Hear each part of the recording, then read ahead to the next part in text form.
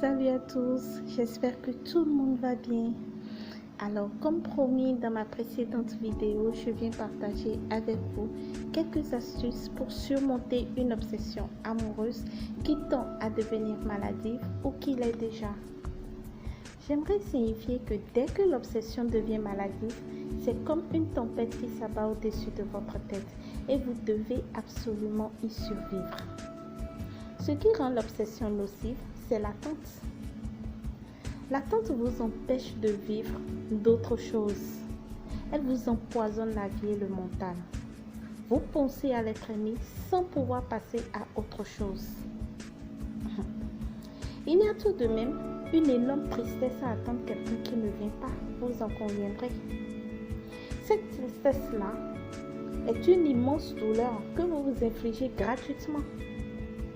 Le pire dans tout ceci, c'est que peut-être que la personne pour qui vous vous rendez malade rigole quelque part et cela coule douce avec quelqu'un d'autre, qui sait.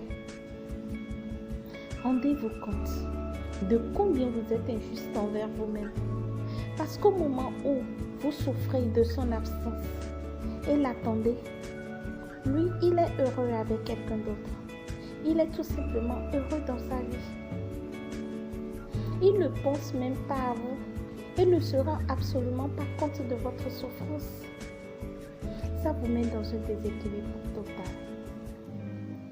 Alors, si vous aimez quelqu'un qui ne vous aime pas en retour, ce que je vous propose en premier lieu, c'est de lui exprimer vos sentiments.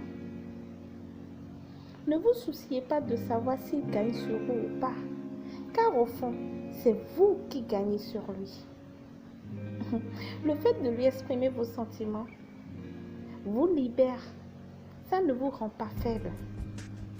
Au contraire, ça vous donne une marge de manœuvre.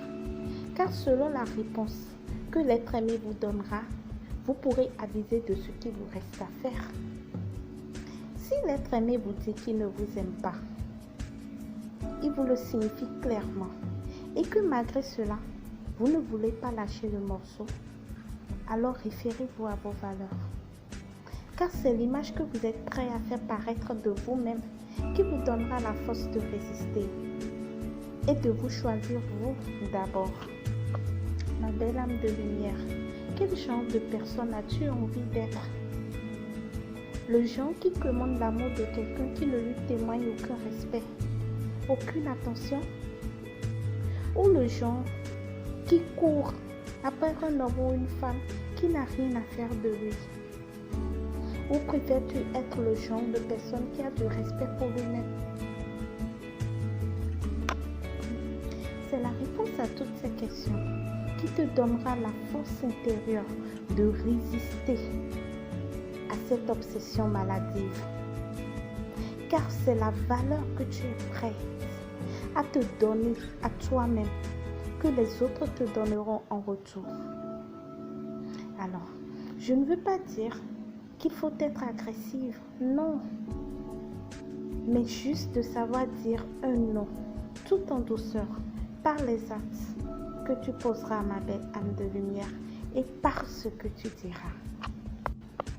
Enfin, peu importe la relation que vous vivez actuellement, vous devez toujours faire de façon juste tout ce qui est en votre pouvoir pour sauver votre relation.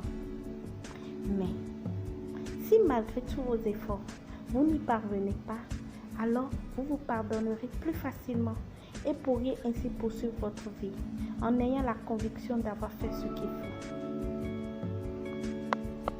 Ma belle âme de lumière, tu as désormais le choix entre te rendre folle face à une situation que tu ne peux absolument pas changer et accepter les événements tels qu'ils sont pour passer à autre chose. Merci d'avoir passé ce petit moment de plaisir avec moi.